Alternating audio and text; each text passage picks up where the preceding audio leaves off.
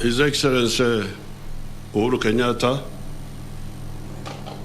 President of the Republic of Kenya, and the chairperson of the summit, His Excellency Paul Kagame, President of Rwanda, member of the summit, His Excellency Antoine Tshisekedi Chirombo, President of DRC, and now new member.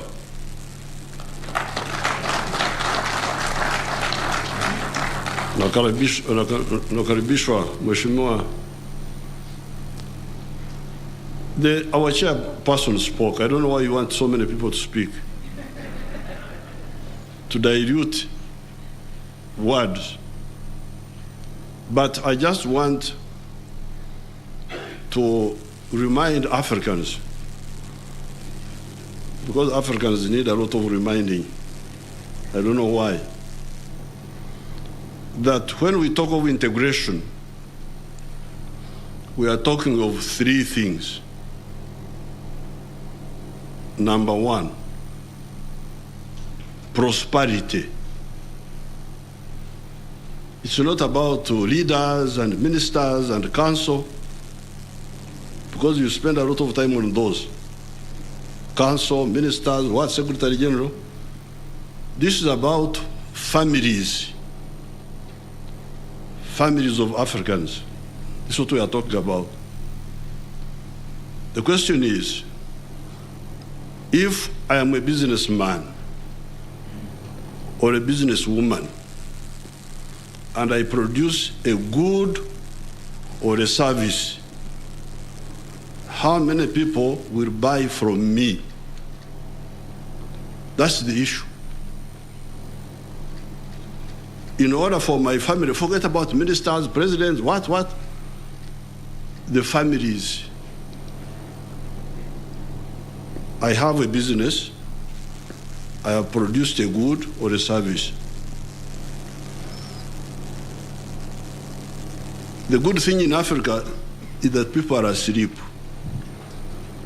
When you are asleep, it is also good, because you don't know what you are missing. Now, Ugandans were asleep for a long time. And that's why they were busy with the tribes, with the religion, divided. When our group came and woke them up, they have started producing a little bit. They are still asleep, but they are waking up a bit. So when they start producing, like me, I am a cattle keeper. I produce beef, I produce milk, I produce bananas. Uganda already has a surplus of all those. We are producing 2.8 billion liters of milk. Uganda is consuming only 800 million. Surplus of 2 billion. Where do you sell it? If you don't sell it, prosperity will not grow.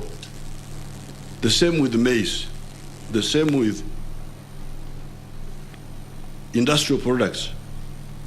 So this is the first thing. If you want prosperity in Africa, the way forward is integration. Why? Market. Internal, within Uganda, regional, within East Africa, then Africa. But then you can also negotiate better with the bigger markets outside. Because if you have got a big market of your own, you can go to the Americans and you say, if you don't give me this, I will also not give you this. So this big market helps us also to negotiate better for access to other markets. So this is point number one. Number two, strategic security. How can we be secure? Because you see the terrorism. In Somalia, there is a problem, it affects Kenya. There is a problem in Congo, it affects Uganda. There is a problem in Uganda, it affects Congo. And yet we don't work together to solve these problems. The problems are Pan-Africanist, They are global, but we act parochially. How shall we manage? If the problems are Pan-Africanist, we must be also Pan-Africanist in handling them. This is the second word in integration, strategic security. Finally, fortunately, as His Excellency Uhuru said, for us, actually, things are very easy. There's a third word, brotherhood, undugu. These people are trying to unite. Are they really very difficult to unite? But they are similar people. Mulembe, Makwa. I'm speaking with that man there. Izeluya from Western Kenya. You can go into DRC. I can go to Bunya and address a public meeting in my local language, and they will hear what I'm saying. Bunya in Congo. President Kagame can go to Ruchuru and speak in Kinyarwanda, and people will understand him. Ruchuru is a part of Congo. My daughter here, the minister, can go and speak Luo in Mahagi. Mahagi Port, they will understand what she's saying. You must have heard people during the olden days, they used to say that Idi Amin was a Congolese, was a Sudanese. It is partly true. Because Idi Amin's tribe, the Kakwa, go deep into Congo, the Kakwa. So first of all, there are these, here in Kenya, the Bateso, they are here. The Luyas, Mzee Moi's tribe, the Karenjin, they are in Uganda. The Turkanas, apart from stealing my cows, but